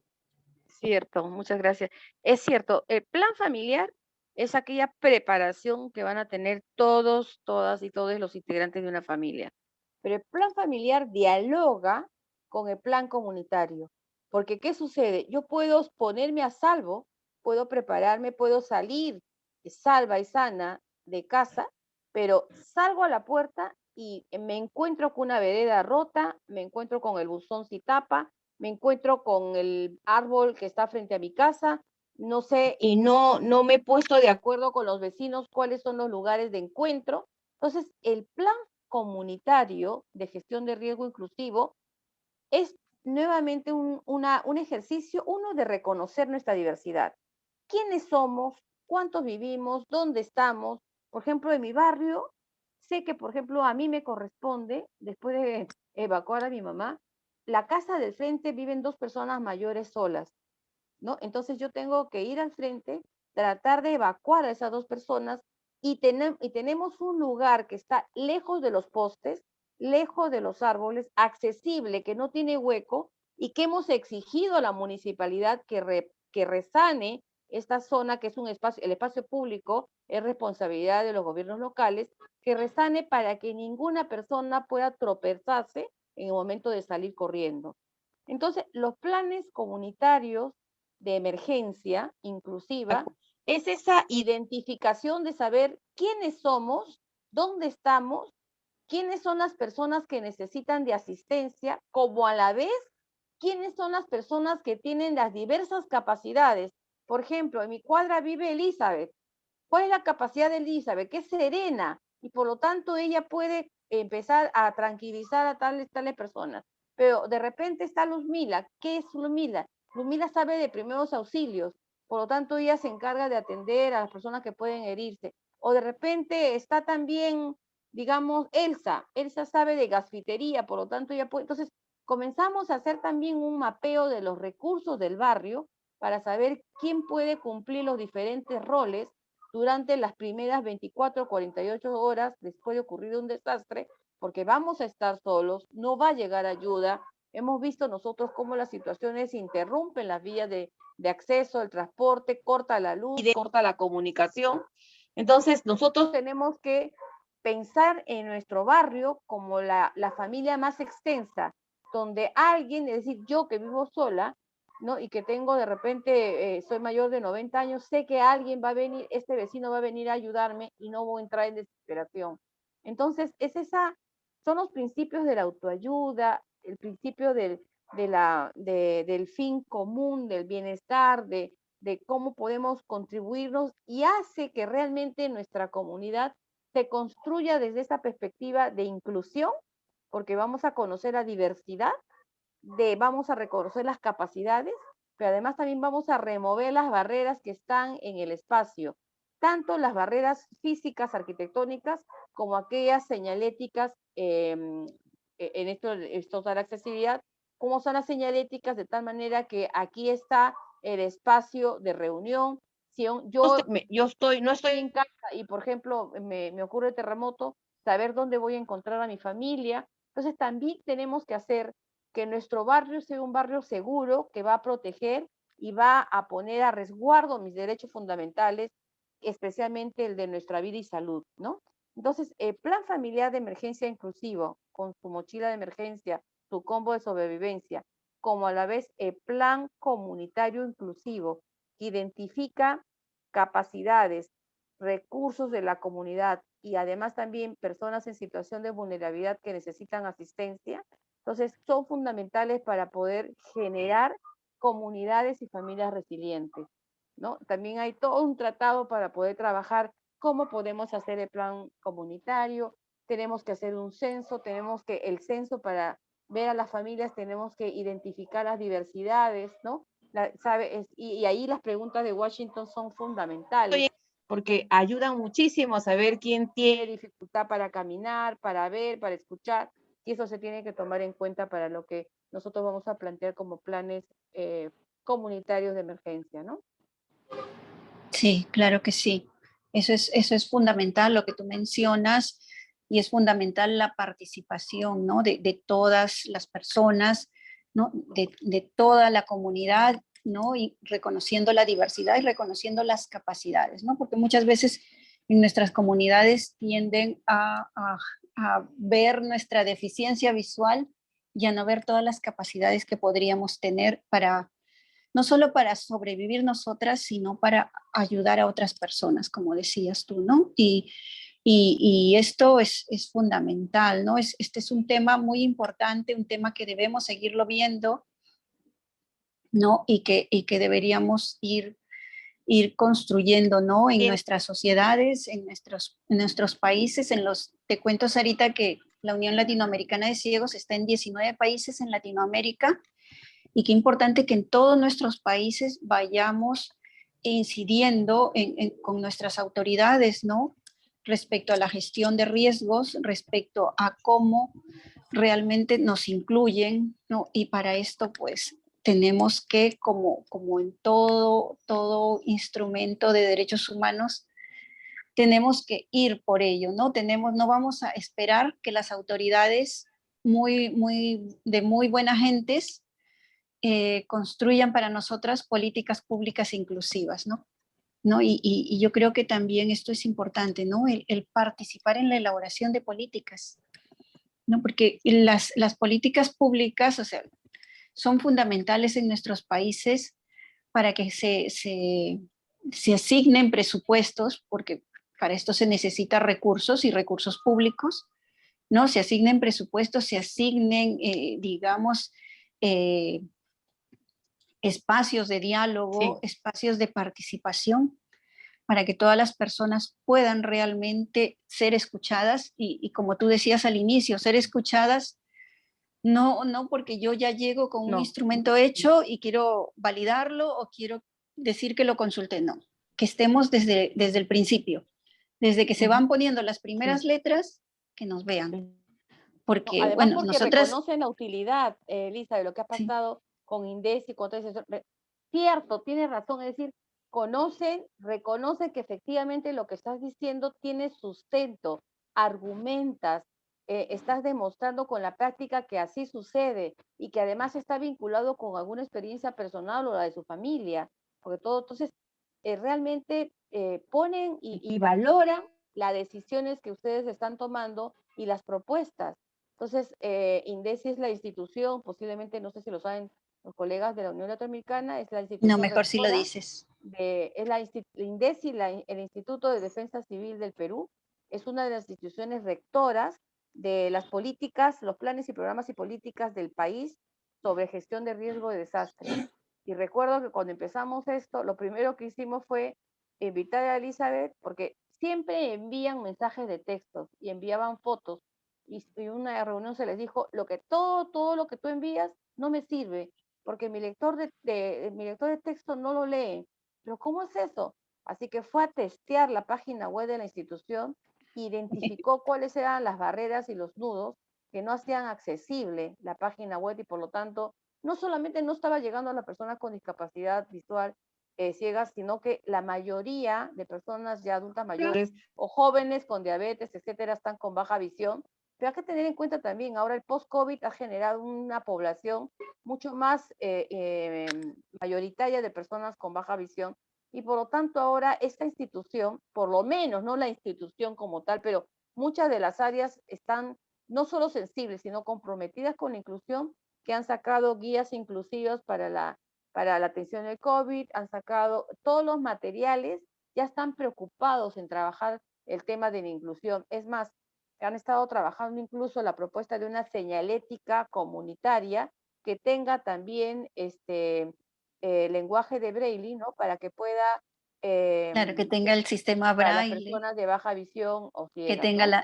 claro, el alto contraste El en los alto colores. contraste, exacto. Entonces, ahora también ellas manejan todos los elementos de la accesibilidad, ¿no? Que en su momento ustedes como responsables y lideresas de CODIP y como responsables de este espacio liderado y vale también aquí dar un reconocimiento a Humanity Inclusion que puso en marcha este proceso para generar inclusión y para poner en valor este modelo social de la discapacidad para que pueda entenderse, para que pueda realmente generarse las oportunidades a las cuales tienen derecho, ¿no? Y a evidenciar cuáles son las causas de la exclusión y la discriminación con las cuales viven para desterrarlas, eliminarlas y que la gestión de riesgo sea un escenario. Ya se estaba hablando de fútbol, es como cuáles son, esta es la cancha de juego, así que hay que poner, nosotros ponemos las reglas ahora, ¿no? Así que Sí, justo la gestión hablemos de el riesgo lenguaje dice, futbolístico. nosotros ponemos, sí, ya que están acercándose el tiempo del fútbol, se ha abierto una nueva cancha donde nosotros vamos a dejar de estar en la silla de los espectadores y vamos a entrar a la cancha y vamos a poner las reglas. ¿Y por qué? Porque tenemos la experiencia, la capacidad y la información. Entonces, esta es la nueva gestión inclusiva de riesgo de desastre, ¿no? Y vamos a decir de qué manera tenemos que entonces tratar, erradicar, cuidar, dar accesibilidad y que la inclusión sea el principio fundamental en el marco de los derechos humanos, ¿no? Y pondremos el golazo, el gol de todos y de todas. El gol para la vida, el gol para la vida. Claro, porque lo fundamental para incluir a una persona ciega y con baja visión es el acceso a la información, ¿no? Nosotros necesitamos información en todas partes, ¿no? O sea, información no solamente textual, no solamente que las imágenes sean descritas, sino también táctil, ¿no? O sea, con los pisos podotáctiles, con esta señalética inclusiva que tú mencionabas, los videos, ¿no? Inclusivos, ¿no? Porque muchas veces ponían mucho texto en los videos y ponían una música de fondo y luego nosotros no sabíamos qué pasaba en ese video. Ahora ya no, ahora nos ponen una voz en off y entonces sí estamos incluidas. Es cierto. No, no realmente eso y qué bueno que lo lleves a una cancha de fútbol. Esto va para nuestro secretario general, que es aficionado al fútbol, ¿no? Y para todos, ¿no? Todas las personas, hombres y mujeres que son aficionados al fútbol, pues comparemos eso, ¿no? La gestión de riesgos como una cancha de fútbol donde todos tenemos que participar y todos somos realmente actores, ¿no? Todos tenemos un papel importante porque yo creo que en un partido de fútbol, a ver, no soy muy buena en el fútbol, pero creo que es tan importante el arquero como es el delantero, ¿no? Sí, Y bueno, yo no todos sé, tenemos un rol, es decir, cada jugador no tiene Dean me ni va a más ahorcar ni porque yo menos no soy valor. buena en fútbol, Todos pero bueno. tenemos ahí. Lo importante es que ganemos todos y todas y todos. Sí, no sé si tienen alguna pregunta, alguna inquietud, porque yo creo que lo importante de la gestión de riesgos es esto, ¿no? La participación en los espacios de toma de decisiones, ¿no? La participación en todos esos espacios, en la construcción, que se nos reconozca, que se nos escuche. Exacto, sí. Así que estoy atenta a preguntas, así que ahora la pueden hacer después, estaré siempre atenta. Creo que están muy Todavía, concentradas. O todavía creo hay que, tres bueno, dimensiones que no es hemos un tema hablado. que ¿Sí? no estamos trabajando todavía, pero que es importante que se trabaje en la Unión Latinoamericana de Ciegos. Es un tema fundamental, sobre todo, y esto quería, bueno, lo estaba dejando para el final, pero quería también mencionarlo. En Latinoamérica se ha formado una red de mujeres, ¿no? Una red latinoamericana de mujeres para la gestión del riesgo de desastres. Wow. Y bueno, y es importante que nosotras como mujeres con discapacidad visual estemos en esta red, porque no es necesario que sean espacios de personas con discapacidad para que nosotras estemos. Nosotras Claro. tenemos que estar en todos los espacios donde están las mujeres, porque primero somos mujeres, ¿no? Y ya está, incluso se está preparando digamos, la revisión de medio término del marco de Sendai, ¿no? Y es fundamental que en todo este proceso global que se está dando, Latinoamérica también participe y Latinoamérica participe de una forma inclusiva, ¿no? Reconociendo Excelente. la discapacidad, reconociendo a las mujeres, las niñas, las adolescentes, Sí, sí, las sí. diversidades. Así que nada, yo felicito a la Unión Latinoamericana de Ciegos y a CODIV en su socio aquí en Perú. Ustedes están liderando procesos sociales y políticos fundamentales para que logremos sociedades y gobiernos más inclusivos. Todavía queda mucho porque sin presupuesto no hay derechos, ¿verdad? Así que a trabajar y tienen en la gestión de riesgo inclusiva un escenario fundamental, una cancha de juego muy accesible, es decir, muy útil para poder realmente plantear esta nueva normatividad de vida y de construcción social para disminuir o eliminar los riesgos. Sí, yo creo que sí, y igual, ¿no? Tú mencionaste las otras dimensiones. Sí, Como te decía yo, a mí la que me parece también fundamental es la remoción de barreras. sí. Las cuatro Tenemos, son importantes, ¿no? Pero exacto, la enfoques remoción de barreras, adaptados, sí, reconocimiento de la verdad, la diversidad y la remoción sí, de barreras, ¿no? Entonces, no la sí. he hablado los tres porque teníamos el foco en la participación, pero eh, ni- no, ninguna es más importante que la otra. Todas son Ujú. fundamentales y se vinculan, ¿no? Porque no es posible la participación si no se remuevan barreras. Y en la remoción de barreras, pues tenemos desde aquellas que tienen que ver con el poder, aquellas que tienen que ver con la exclusión, aquellas que tienen que ver con temas de arquitectura. Es decir, son barreras que están presentes en todo, ¿no? Así que allí, pero especialmente si nosotros estamos generando empoderamiento, entonces todo aquello que no genera el nuevo poder de ustedes, ¿no? El poder de las personas que han estado excluidas de ejercer derechos ciudadanos, ¿no? Así que tú tienes una visión, ustedes como CODIP tienen una visión sobre remoción de barreras importante, porque fundamentalmente es el cambio de poder, ¿no? Y ahí tú, como dices, no solamente me visibilizas como población, ¿no? Sino como ciudadana con decisión.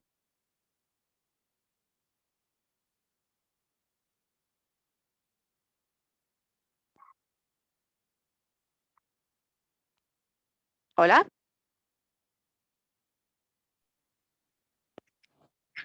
Sí, Sarita, efectivamente, ¿no? Lo que tú dices, para poder tener una participación efectiva es necesario remover las barreras, es necesario que realmente seamos incluidas y vistas en todos los espacios, ¿no?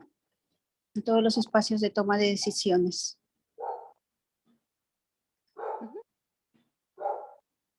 Bueno, entonces tú me dirás, conversamos, sigo, ¿qué hacemos?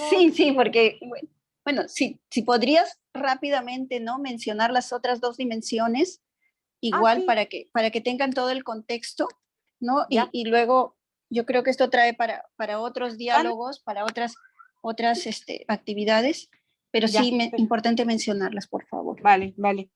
Entonces, la otra dimensión, la primera era la participación, la otra dimensión era el reconocimiento de la diversidad. Entonces, para la gestión de riesgo, para la gestión inclusiva de riesgo de desastres, reconocer la diversidad es promover igualdad de derechos y oportunidades, ¿no? Porque finalmente yo no puedo generar espacios de igualdad, no puedo generar una visión y un enfoque de igualdad de derechos y oportunidades si no conozco que hay diversidad de personas. Y en esto lo que hace la gestión inclusiva de riesgo de desastre es reconoce que hay diversidad de personas con diferentes vulnerabilidades, pero también con diferentes capacidades, ¿no? Entonces, también reconoce que hay diversidad de riesgos. Hay riesgos que pueden venir de eventos naturales, que pueden venir por acción del hombre, que pueden venir riesgos de violencias, que puede venir riesgo por crisis sanitaria, etcétera. También reconozco que hay una diversidad de barreras, es decir, no solamente enfrentamos una barrera, sino que hay una diversidad de barreras que hay que eliminarlas. Como a la vez también reconoce que hay una diversidad de instituciones, de sectores, de niveles. Por lo tanto, entonces, las personas somos diversas, los riesgos son diversos, las barreras son diversas y las instituciones con las cuales debemos trabajar también son diversas. Entonces, hay que reconocer esa diversidad para poder promover igualdad de derechos y oportunidades frente al riesgo. El riesgo es esa amenaza, ojo, es esa exposición que a mí me va a poner en una situación de generarme daño o pérdida de vida o de bienes patrimoniales, ¿verdad? Entonces, en la diversidad de personas, habla de que tenemos personas con diferente poder y hay que saber entonces que la inclusión implica que el poder que tenemos no es un poder hacia adentro, sino es un poder que tenemos que ejercer en espacios públicos, ¿verdad? Entonces, eso es importante. Cuando hablamos de diversidad de personas, también estamos hablando que las personas tienen diferentes niveles, diferentes formas de ejercer el poder, ¿verdad? Entonces, cómo también la gestión inclusiva de riesgo de desastre transforma esas relaciones de poder de tal manera que las personas que hemos estado en una situación de exclusión y discriminación, pasando por un proceso de empoderamiento, de desarrollo de capacidades y reconocimiento de ser sujeta de derechos, comenzamos a tomar esa silla vacía que ha estado vacía para poder no solamente tomar posición en asuntos públicos, sino especialmente tomar posición y decisión en estos temas de gestión de riesgo, porque está de por medio poner a salvo mi vida, mi salud y prevenir también la vida y la salud de mi familia y de mi comunidad, ¿no? Hay una diversidad de barreras que limitan la participación, que limitan acceso, porque cuando hemos hablado de barreras, generalmente las personas piensan en la rampa, no. Hay actitudinales, hay barreras sociales, comunicacionales, entonces hay que trabajar todo ese reconocimiento de esa diversidad, porque la gestión de riesgo dice, si tú las reconoces, vas a empezar a trabajar para eliminarlas, ¿verdad? Entonces, la tercera dimensión tiene que ver con enfoques adaptados. Es decir, no podemos nosotros pensar, si hay una diversidad de personas, yo no puedo generar un formato para todos, ¿no? Entonces, el enfoque adaptado y acciones adaptadas implica, si yo reconozco la diversidad, el enfoque y la acción para intervenir en la gestión de riesgo tiene que ser adecuado. Adecuado a la capacidad, adecuado al conocimiento, a la edad, al género. Ahí viene la aplicación de todos los enfoques. Entonces, el enfoque y la acción tiene que ser adecuada, la intervención tiene que ser adecuada, tiene que ser a la medida de las necesidades y las capacidades de las personas. Pero de otro lado, que también el enfoque tiene que ser sensible, no hacer daño, no aplicar un instrumento, una herramienta que puede generar más daño, porque un principio humanitario en la gestión de riesgo es no generar más daño. Y la otra característica de esta dimensión de la adaptación o de enfoques adaptados es la flexibilidad. Nada está sobre piedras. Es como el otro día que trabajaba con un grupo que está haciendo un proyecto de gestión inclusiva de riesgo de desastre y va a hacer una señalética comunitaria. Y me dice, no, es que INDECI tiene una medida, tiene un color, tiene todo. No, le digo, si tú estás haciendo un proyecto innovador, piloto, es para que tú demuestres que hacer tu señalética inclusiva de contraste, doble contraste, de color de doble contraste a esta altura, tú tienes que hacerlo con la comunidad, para la comunidad, y ellos presentarán que esto sirve de tal manera que lo que está escrito como un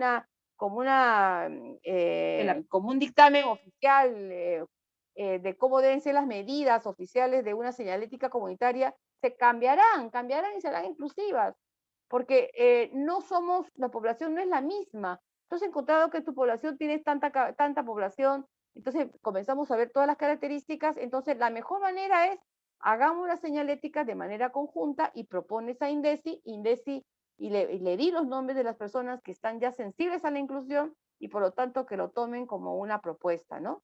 Entonces, esa flexibilidad, y no porque esté en la ley lo tengo que hacer de esa manera. Entonces, adecuado tiene que ver que las estrategias, los procesos, la asistencia, la intervención, todo aquello que se vaya a generar, porque como ya sabemos, la gestión inclusiva de riesgo está centrada en la persona y por lo tanto, todo aquello que se va a intervenir con la persona y no para, sino con la persona, porque su proceso y su participación va a ser activa, tiene que ser apropiado, tiene que ser adaptado, tiene que tener la adaptación a esta diversidad de personas, ¿verdad? Pero no solamente a sus necesidades, sino viendo sus capacidades, ¿no? Lo otro es, y la cuarta dimensión, resumiendo, es remover las barreras. Para remover las barreras, parecía como que fácil, no es solamente hacer cambios, sino que si nosotros no abordamos cuáles son las causas de la exclusión, no vamos a generar el cambio de poder. Es decir, las causas de exclusión tienen que ver con una manera de construcción de la sociedad, con una manera normativa que ya tiene un carácter heteronormativo, pero también tiene un carácter discriminativo y de exclusión. Por lo tanto, la construcción de las relaciones entre las personas va a tener y va a estar en el marco del cambio de poder, ¿no? Entonces hay personas que siempre han tenido mucho poder y por lo tanto su nivel y su posición de dominación y de subordinación es alta. En cambio, comienzan a emerger poblaciones que han estado históricamente excluidas y por lo tanto van a empezar a tomar espacios ciudadanos y van a ejercer ese derecho y esa ciudadanía, ¿verdad? ¿Eso qué va a hacer? Va a hacer y va a garantizar que los logros que se consigan sean sostenibles, porque en la medida que sea parte de la eliminación de aquellas cosas, de aquellos elementos de exclusión, que se genere poder y yo tome decisiones, me apropio de los procesos, porque se están generando en mi territorio y además están en relación de mi propia vida y la de mi familia y mi comunidad. Por lo tanto, aquello que vamos logrando se va a hacer sostenible porque lo voy a mantener en el tiempo, ¿verdad? Entonces, la remoción de barreras tiene que ver identificar, abordar y eliminar las causas de la exclusión, cambio de poder y que los logros que vamos a tener van a ser sostenibles en el tiempo, ¿verdad? Entonces, y acá hay que trabajar muchísimo en que de verdad niñas, adolescentes, mujeres, debemos tener ese protagonismo del que siempre hablamos, ¿verdad? Ese protagonismo implica, hace algunos días estuve en una conferencia sobre protagonismo infantil y hablaba muchas veces esta sociedad adultocéntrica hace que nosotros estamos como planteando espacios de protagonismo infantil y adolescentes, mujeres u hombres, pero finalmente seducimos para que ellos puedan seguir aportando o apostando o decidiendo aquello que nosotros queremos llevarlo, ¿no? No, hay que tener y generar procesos reales de toma de conciencia, renegociar aquellas relaciones de poder que hay con la comunidad, con la familia, para que tu posición sea una posición más instalada, una mejor posición para que tú puedas lograr cambios, porque finalmente todo esto apunta a transformar, a cambiar, es decir, la apuesta al cambio, a la transformación, este fue fundamental, ¿no? Porque queremos calidad de vida, queremos derechos fundamentales, queremos que realmente la felicidad no sea una utopía, sino sea algo que efectivamente sea algo que se construye entre las manos de todas, todas y todes, ¿no? Y además que tenga un proyecto de vida y que ésta no sea interrumpida por una situación de desastre, emergencia, y que yo pueda tener sueños y metas, es parte de aquella de esta situación o de este escenario, de sentirme yo empoderada, de sentirme mujer con poder, de sentirme persona con poder y por lo tanto con poder para decidir, pero sobre todo con poder para transformar mi vida, transformar mis relaciones, transformar mi entorno para hacerlo más seguro y más protector y transformar también mi comunidad, porque soy un agente, parto por reconocerme, soy un agente de cambio, tengo que creer, soy un agente de cambio y por lo tanto voy a ser yo y las personas que vamos a generar estas transformaciones porque queremos sociedades justas, dignas que respeten nuestros derechos, ¿no?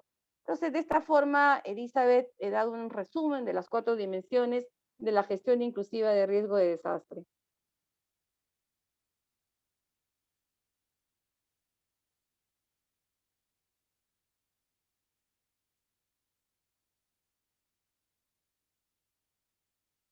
Elizabeth.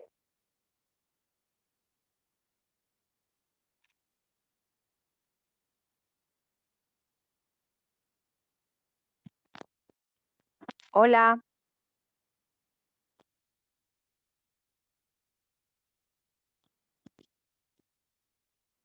Elizabeth tiene el micrófono desactivado, pero esperemos un minutito que lo pueda activar. Ya, si no voy a sentir voy a tener la sensación que he estado hablando sola. Ahora sí, Sarita. Hola. Sí, te escucho, Elizabeth. Ay, no podía activar micrófono, disculpa.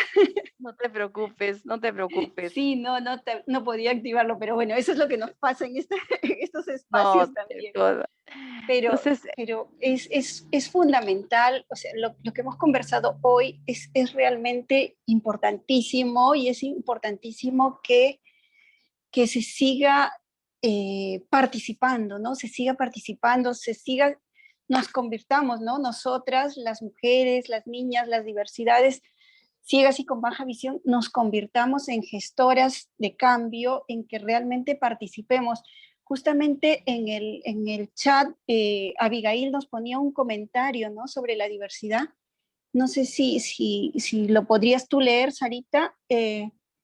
a ver. Más o menos así lo escuché rapidito con mi lector de pantalla porque te estaba escuchando a ti. Sí.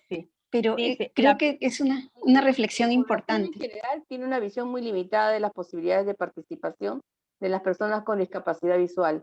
Tomando en cuenta la diversidad, ¿considera que su trabajo tiene algún efecto en los funcionarios del Estado? ¿Persisten los estereotipos? Abigail,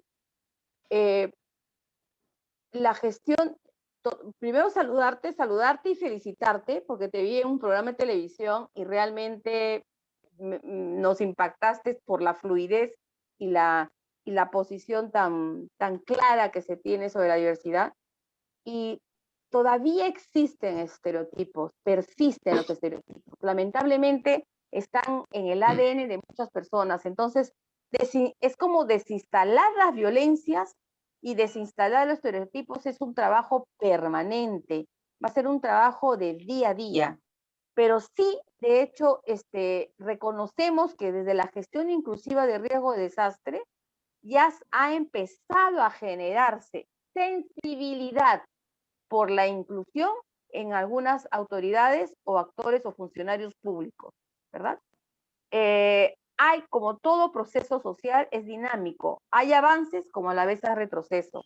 Posiblemente en los países que están y son parte de la Unión Latinoamericana, pasa en el país, que tú estás trabajando con un cuadro técnico, estás con un proceso de formación, pero lamentablemente vienen los cambios políticos y las personas que has capacitado o has empoderado cambian de puesto o son sacadas de la institución y tienes que empezar el proceso de nuevo. Entonces, la no estabilidad laboral de estas personas que es una dificultad y un desafío.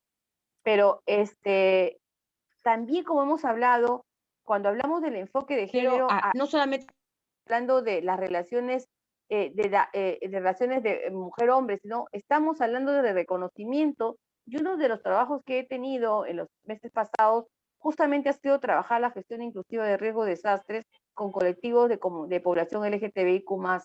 Y ellas han señalado los vacíos que hay respecto a la gestión inclusiva de riesgo o la gestión de riesgo respecto a la relación con la comunidad LGTBIQ+, ¿no?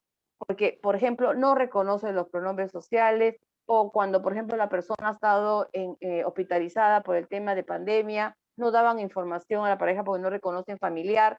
Entonces, desde la identificación con los censos para poder generar la composición familiar, hay tantas barreras que están y son producto de los estereotipos. Entonces, la inclusión tiene que ver con todos esos procesos, ¿no? Y necesitamos las voces de todas, de todos y de todes, porque realmente también este es un escenario de reivindicación de todas las comunidades, ¿no? Comunidades étnicas, afroperuanas, pero especialmente hay muchas que se sienten y son muy vulneradas en sus derechos, ¿no? Así que, como tú bien dices, tomando en cuenta la diversidad, sí hay algunos efectos. Tus colegas, tus compañeras de CONIC te pueden hablar y posiblemente han conversado de algunas cosas que se están logrando, especialmente desde su grupo de la gestión inclusiva de riesgo de desastre, de la mesa de concertación, cómo se ha logrado incorporar algunos elementos de inclusión en la ley general de GRD, que está al 2050, y que ahora se está trabajando para que pueda ser incluido en algunos aspectos en el Plan AGER, ¿no? Que es el Plan Nacional de Gestión de Riesgo de Desastres, para que tenga por lo menos elementos. No será un elemento inclusivo, pero por lo menos va a tener los elementos de inclusión. Luego me dicen, desde las organizaciones que pertenecen a OLAC, ¿qué se puede hacer para generar mayor interés en la población con discapacidad visual en la gestión inclusiva de riesgos? Yo creo que hay que empezar a sacar estadísticas, hay que empezar a sacar a ver cuántos los desastres, las guerras, los procesos migratorios, los desplazamientos forzados u otras situaciones ha afectado a las personas con discapacidad.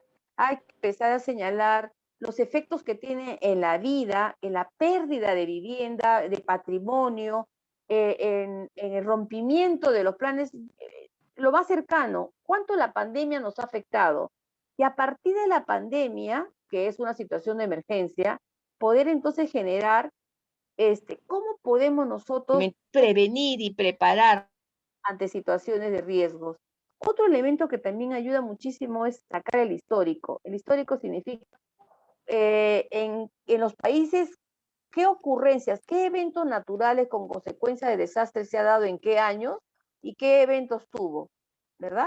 Entonces, es algún ejercicio que se hizo, por ejemplo, en Amazonía, se ha tenido 3 eventos naturales en el 2012, 2016 y 2017, inundaciones, y ha generado que 6.000 viviendas quedaron colapsadas, 150.000 personas sin vivienda. Entonces, cuando se escucha números, realmente uno se preocupa y eso puede generar mayor interés para poder trabajar el tema de gestión de riesgo. Lamentablemente no ha sido incorporado como un tema de interés y un asunto público. El Estado no lo ha puesto como un asunto público. Se ha reducido algunos simulacros y lo que es más nefasto y perverso ha sido han programado los simulacros nacionales en el Perú en muchas zonas. Niños o niñas con discapacidad nos señalaban que cuando había simulacro, la directora, la profesora le decía, mañana no vengas porque hay simulacro, ¿verdad? ¿Por qué? Porque no se desafía a hacer los simulacros, que es la evacuación rápida, con personas o con niños con discapacidad, los deja por fuera, ¿no? Entonces, le negaban la participación. Simulacro es identificar a qué me estoy exponiendo, veo cómo puedo minimizar esos riesgos, cómo me preparo mejor y cómo en esta preparación las relaciones de poder dentro de la familia y en la comunidad van cambiando es decir, incluyo a todos, a todas y a todes, porque realmente voy a mirar desde la capacidad que tiene, desde el aporte y el recurso que está generando para poner a salvo la vida personal, familiar y comunitaria, ¿no? Sí, Sarita, realmente es muy, muy, muy bueno todo lo que estamos conversando el día de hoy y creo que da para más. Y creo que esta última pregunta, que me parece que también fue de Abigail, es fundamental trasladarla también a la misma Unión Latinoamericana de Ciegos, a nuestras organizaciones, como también el tema de gestión del riesgo, ponerlo en nuestras agendas, ¿no? Cómo también considerarlo, cómo también incluir este tema, ¿no? Porque nuestras organizaciones también tienen que involucrarse, ¿no? O sea, las personas con discapacidad de nuestros países, a través de sus organizaciones, tienen que participar junto con la sociedad civil, con el resto de la sociedad civil, porque son parte de esa sociedad civil, ¿no? Eso es fundamental. Y creo que, bueno, la hora como que nos va ganando, ¿no? Nos va ya, la hora va avanzando muchísimo. Y yo quisiera darle nuevamente las palabras a nuestro secretario general de la Unión Latinoamericana de Ciegos, ¿no? Dean Lerman, para que nos dé las palabras de cierre, y yo creo que esta es una conversación que queda abierta, que queda aquí, que da para mucho más, y que es importante que se abra también estas conversaciones dentro de nuestras organizaciones, de las organizaciones afiliadas a ULAC de los 19 países, y al mismo tiempo con sus gobiernos, porque son ellos, ellas quienes como sociedad civil tienen que hablar en sus gobiernos, ¿no? Con sus gobiernos, con la sociedad civil de sus países. Elizabeth, muchísimas gracias a todos los colegas, a todas las personas que nos acompañan en esta conversación desde los distintos ámbitos y espacios. Muchísimas gracias. Como siempre, un ejercicio extraordinario. Mucho conocimiento, mucha experiencia, mucha información, y ojalá tengamos espacio para reflexionar, para analizar y para generar nuevo conocimiento. A propósito de la pregunta que hacían de la Unión Latinoamericana de Ciegos, la respuesta es una. Este primer evento inaugura el trabajo de ULAC en la gestión de riesgos. Es nuestra primera respuesta concreta.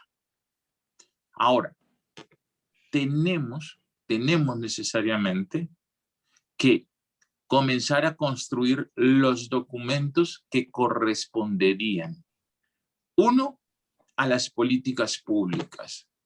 2, las recomendaciones para que las organizaciones de las personas ciegas y con baja visión en los distintos países incorporen a su agenda el tema y se abran las conversaciones con la unidad de la gestión de riesgo correspondiente. No todos los temas se discuten en los entornos de las personas con discapacidad. Los consejos nacionales de discapacidad, los comités nacionales de discapacidad, son ámbitos que a través de los años cada vez pierden más posibilidades, y tenemos, y es nuestra obligación, porque así nos señala nuestra convención, es incidir en las decisiones que nos afectan. Entonces tenemos que llegar a donde se toman las decisiones. Las personas con discapacidad deben participar de todo el sistema de gestión de riesgo. Desde los comités de gestión de riesgo en los municipios, en las ciudades, en las provincias, en los departamentos, hasta los consejos nacionales, donde se reúnen todas las instituciones que toman decisiones frente a la gestión de riesgo. Es nuestra obligación estar ahí. Y bueno, es el gran reto de la Unión Latinoamericana de Ciegos. Pero repito, hoy inauguramos nuestra agenda. A partir de hoy, la Unión Latinoamericana de Ciegos está diciendo presente. Y tenemos que decirlo por 3 razones. Una, porque hasta ahora se hizo un trabajo muy importante en gestión de riesgos. No lo vamos a desconocer. Pero nosotros estamos afuera. 2, las políticas públicas tienen que ser revisadas y tienen que ser ajustadas. Porque desde la política se desprenden los planes, los programas y las acciones que se ejecutan, y sobre todo la inversión pública. Este no es un tema simplemente de sensibilización y concienciación. No, este es un tema de garantías para la participación. Y participación, repito, es incidir en las decisiones que nos afectan. Elizabeth, gracias a ti, a todo el equipo técnico, a la oficina técnica de ULAC y absolutamente a todo este equipo extraordinario, gracias por su conocimiento, la información y la experiencia. De parte de la Unión Latinoamericana de Ciegos, de nuestro presidente Matías Ferreira, del Consejo y del Ejecutivo. Muchísimas gracias. Feliz noche para todos. Muchas gracias. Gracias a todos. Gracias, Yasmín. Cortamos grabación, por favor.